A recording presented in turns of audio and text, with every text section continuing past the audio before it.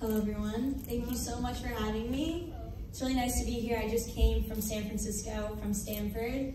The weather's a little cold, but I didn't really bring clothes for that, but I'm still happy to be here. So I just want to start off with telling you all about a story about a little girl. This girl's name is Tova. So Tova grew up in this community. She grew up in this town in upstate New York, where as a woman, she was told that to be a good girl, you had to wear long skirts, your knees can't show, your collarbones can't show, your elbows can't show. Everything that you did was kind of an addendum to a man. One of the rules in the religion that she grew up in was that if a man got turned on, it was her sin by her. And because of that, there are so many rules that prevented her from just living life the way she wanted to live it. If she sang in front of men, that was considered wrong because it's inappropriate, a man might get turned on. If she went biking and her knees would show, then that would be bad too because a man might see her knees and that would be bad. And so everything in her life was kind of an addendum to a man. Every day in her religion, she thanked God for not making her a slave, and men thanked God for not making them a woman. And that was kind of the way in which women in the community was living life. Women were there for men. They weren't there for themselves. They were taught to be good housewives and good mothers. And Tova, she wanted to be a good girl. So she listened to these rules. She followed what her teacher said. She followed what her elders said, what her mother said, what her father. Everyone in her community said that to be a good girl, this is what you have to do. You have to cover your body. You have to live life this way. And when Tova was 10 years old, she wished that she was a boy. She wished that she can be a boy because as a boy, she was able to play sports. As a boy, she was able to sing. As a boy, she was able to live life more for herself rather than living life for a man. And she even came up with a name for this boy. The boy that she named was Moshe. That was a common name in the community. So she wanted to be Moshe. She even cut her hair kind of in the boy haircut style in the community where it was like the bangs cut very short on the front of her head. And she looked very silly. She did it by herself, but she did that because she really wanted to be a boy. And not because she was questioning her gender identity, but just because she wanted to be more free. Now, Tova is no longer wishing she is a boy. Because right now, she is me. She is Miriam Tova. I am Miriam Tova. And I'm no longer Miriam Tova Hensler. I am now Miriam Tova Haart. I changed my name just 1 year ago when I turned 21 years old. And for everyone, you'd think that turning 21 is the most exciting year to be turning. You can finally drink alcohol. You can finally go to bars. You don't have to say anything to anybody. You're an official adult, finally. And in this country especially, we have to wait till we're 21. It's kind of annoying, right? And so you'd think that for me, when I turned 21, I was so excited to finally be able to do all these things. I was finally an adult. But for me, turning 21 didn't actually matter that much. What really mattered was when I turned 20 years old. And the reason turning 20 to me was so impactful is because I finally broke the chain in my family of teenage brides. My sister was married off as a teenager. My mother was married off as a teenager. All of my 7 aunts were married off as teenagers, and my grandmother too. I come from 3 generations of women being married off in their teenage years, and I was the first, when I turned 20 years old, to break that chain.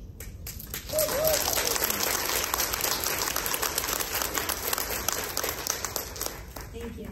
And I date girls too. First person to do that as well. Yeah! So, back to my name. Changing my name to Miriam Tova Haart, the name itself to me represents freedom. It took me a year to change my name to Haart, but I did it because I wanted a name that embodied the person I always wanted to be. The person that didn't feel guilty to want to wear tank tops. The person that didn't feel guilty to want to wear loose-fitting pants. I wanted a name to represent freedom, living my life for myself, and not feeling guilty by not following the rules that a religion told me I should feel guilty about.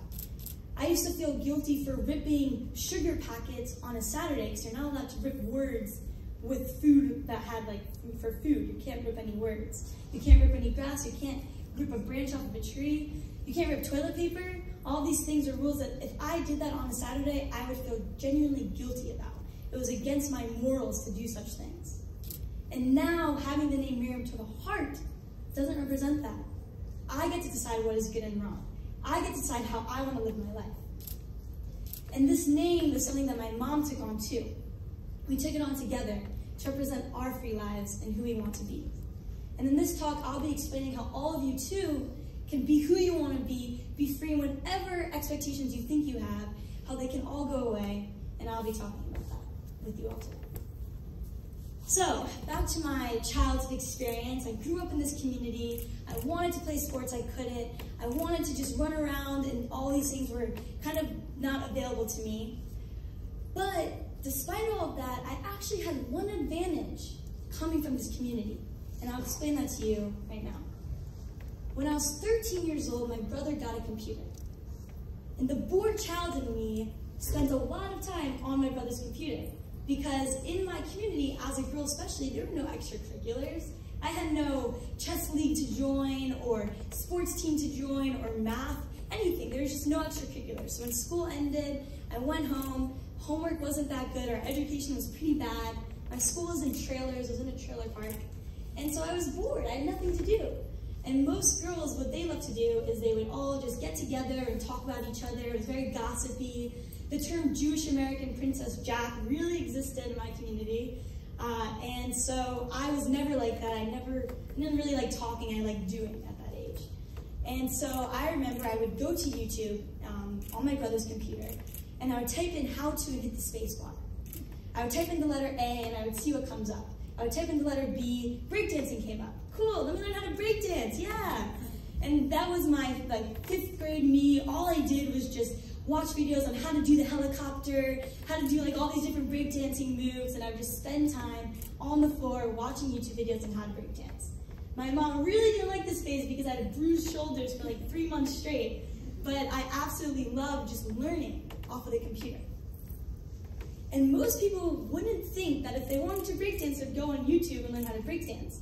Most people would kind of think that if let's say you want to learn how to breakdance or do hip-hop or any kind of dance move, you search a dance studio, and then you find a studio nearby where you live and you join and you take a class on dancing. But to me, because I was so clueless, because I had no idea that there were dance studios, because I was in this community where no woman really took dance classes, that wasn't a thing. So my cluelessness actually led me to think that it was possible to learn how to breakdance off of YouTube. Crazy.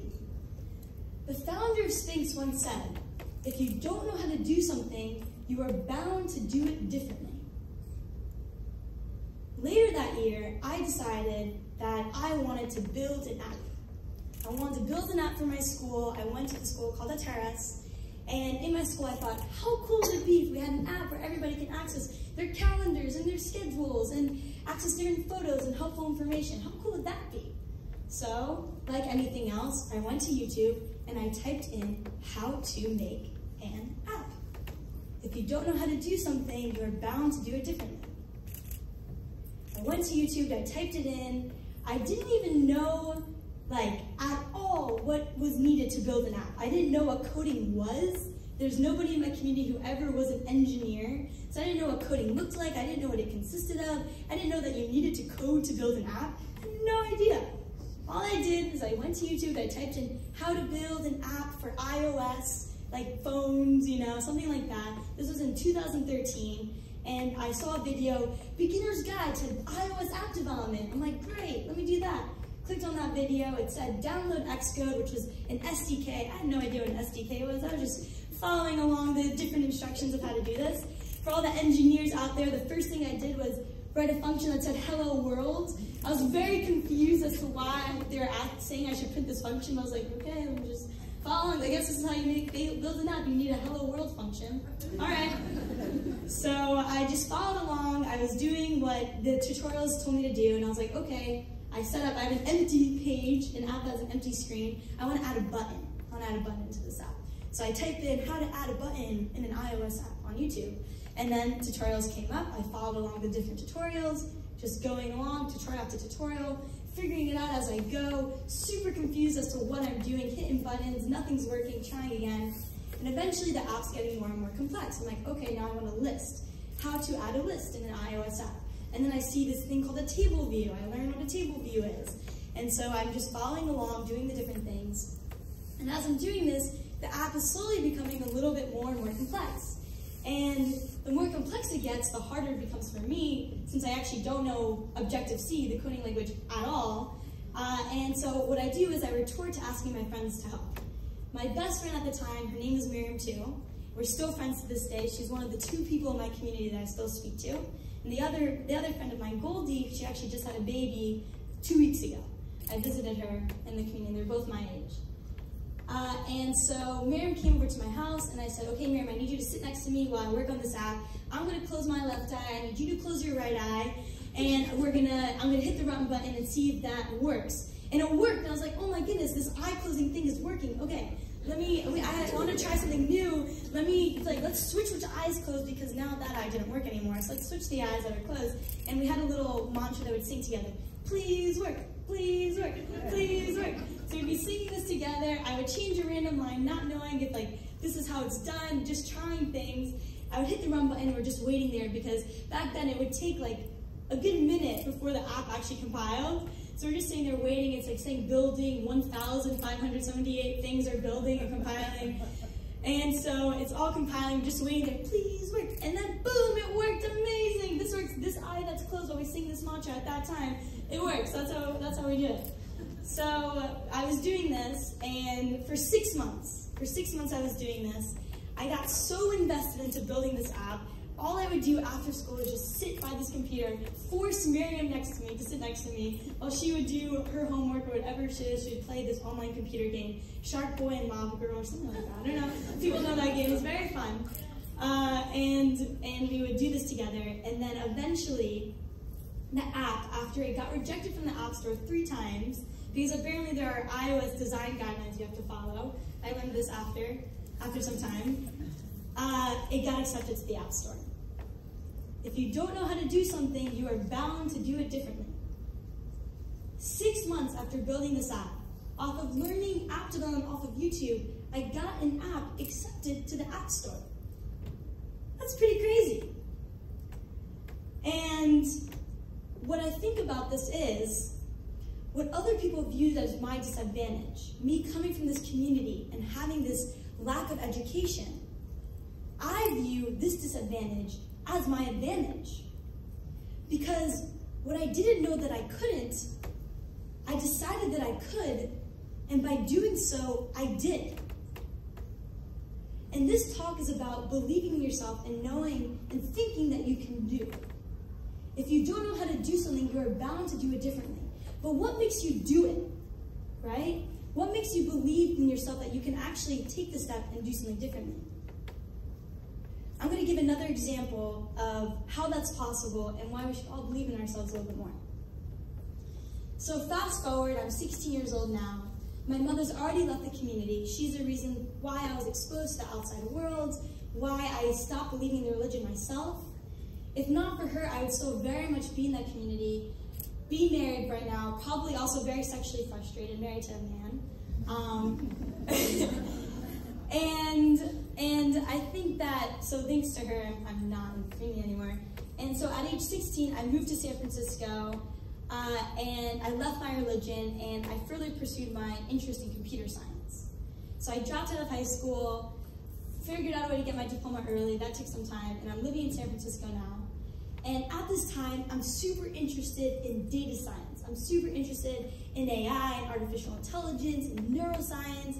I think, how cool would it be to decode thoughts, right? That's so cool. And I heard about this company called Neuralink that Elon Musk was working on, where he's actively working on creating this BCI, a brain-computer interface, to actually decode human thoughts and take out information and put information in. Like, oh my gosh, that's so cool. I want to work on that. So at this point, when I'm like 16, 17 years old, that's what I'm super passionate about, is decoding human thoughts. And so at this time, while I'm at this school called Make School, it's a project-based computer science college, I decided to apply to this data science position that I think is really awesome at this AI company in Redwood City. And what this AI company does is they try to find concepts out of the information of the world. They scraped all the Wikipedia information, Britannica, all this information, and they try to kind of find connections between these concepts using like tangential thinking, the way humans think. And so I was like, this is so cool. I want to work at this company and learn about data science and do all these things. So I applied for a data science internship there. I applied to it, I sent in my resume, and I got rejected. Of course I got rejected. Now I don't have my diploma. So I asked the person, I say, why'd you reject me? You know, I emailed the manager, and he said, well, not only do you not have a PhD in statistics or data scientist, you have no college credentials whatsoever, and you don't even have a high school diploma. Of course we're not going to accept you for the job. And so I said to him, well, I can do it, I got this, and I'm like, I think you should send me the interview questions anyways. And I'm not sure if I guilted this man into sending me the interview questions, or if I had these like puppy-eyed dog face that he just like felt bad inside sent it to me, or if I was just annoying him, he just wanted to shut me up. I don't know what it was, but he sent me the interview questions. I remember looking at these questions and being so utterly confused at what they even meant. That's how far removed I was from knowing anything about data science. But I decided, okay, let me think, how can I solve this? I want this position, how can I make this happen? And so I remembered that I went to this networking event in San Francisco. It was at Uber, and I met one data scientist from Uber there at that event. And I got his contact information. So I emailed this Uber data scientist, and I asked him, hey, can you help me out with these interview questions? And he says, sure, you know. And so we meet for coffee, and he says, all right. So I told him that I know nothing about data science. He's like, okay, well, maybe step one is to learn data science, right? And so I say, I'm like, okay, great, so like, how do I do that? And he says, well, first you need to learn linear algebra, right? Because that's what everything's built based off of. Then you need to learn Python, so that's a programming language that a lot of data science is done on. Then you need to learn machine learning, these different models, and then you need to learn the frameworks built on top of Python to use the machine learning models to do data science, like NumPy and Pandas and things like that. And I was like, great, I write down my list. 1, I need to learn how to do linear algebra. Okay, got it. So I go home, I go to my computer, I go to Khan Academy, and I type in linear algebra. And then I start taking a course in linear algebra. Okay, and it's for me, this was all very new because in my community, the education was so bad that I never even learned geometry. So my math education was pretty much non-existent. But okay, I follow along Khan Academy. Whenever there's something that I don't know, because it was just so far removed from my field of knowledge, I just Google it separately and I catch up to even be ready to do the Khan Academy course. And I studied linear algebra for 2 months. So I'm studying linear algebra on top of everything else I'm doing. And then once I felt like, I'm like, okay, I know enough about all this, I understand the vectors and all that, okay, fine, let me move on to the next thing, Python. All right, I type in, I find a course online, I think it was on udemy.com, a course on Python. Take a course on Python. That takes me 1 month. Okay, got Python, got linear algebra, next, we have to do the machine learning models. All right, do some research, go on YouTube, learn about decision trees and k-nearest neighbor and everything that I need to know. Enough, just the baseline enough to get by for machine learning models. I get it. All right, now let me do intro to data science programming. Okay, I learned about Pandas, I learned about NumPy, and I now, 4 months later, have the basis knowledge that I need to be a data scientist. Okay, now let me find somebody to actually help me figure out these questions. So I find another friend, and at this point I've been in San Francisco for a couple months, so now more people, I have more engineer friends at this time. Another friend of mine, we sit down together and we flesh out how to solve these questions from this interviewer that I got for the job I want. And so we flesh it out, we finally figure out, okay, these are the steps of what you need to do to solve the questions. So I sit down and it takes me 1 more month to actually do and solve answers. But I get it. 5 months later, I answered these interview questions. I write it all out, all nice, I put it on a Jupyter notebook, everything's super clean, I explain it all. And then I send it to the interviewer. 1 week later, he emails me back asking me to come into the office and explain my work. So I go in there, I'm so excited. I'm like, so this, I did that, I decided to do k-nearest neighbor with this value because it made more sense and I tested all these other things and that didn't work and this gives you the best results for what you're looking for. The accuracy is 89%, very proud of that, something like that. And I show all of my work to the team. And a week after that, I got the offer.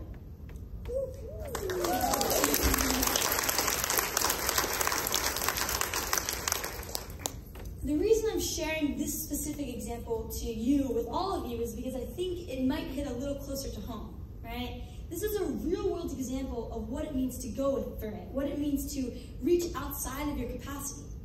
I'm sure all of us have some job or something that we want to learn or we want to do and we think that we're not capable of doing it. But if you take those 5 months and if you take that time, you'd be very surprised about what you're capable of doing. Because I thought to myself that I can learn breakdancing off of YouTube, that I can learn how to build an app off of YouTube, I was crazy enough to think that I can be a data scientist off of the internet too.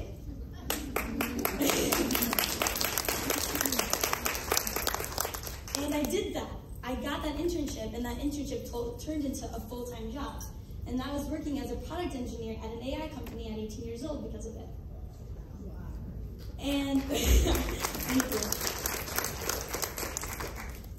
But a lot of us don't think that we're able to do this. We don't think that we're able to just figure out a way to make it happen. We don't have that belief in ourselves.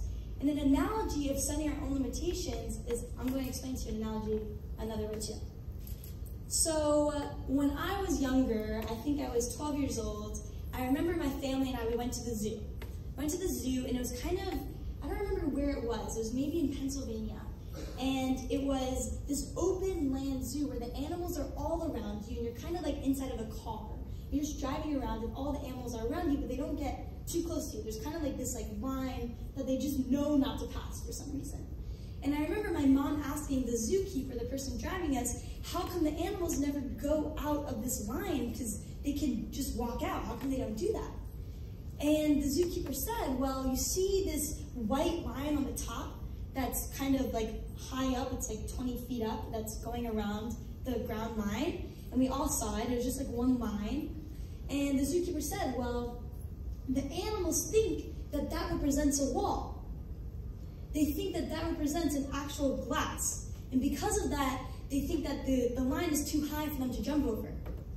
And so that's why they don't go by. Because they think that there's a fence blocking them.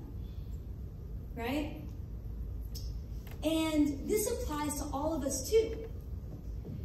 We all think that there's this invisible force blocking us from taking that next step. We all have this fence in our minds. We all set our own limitations.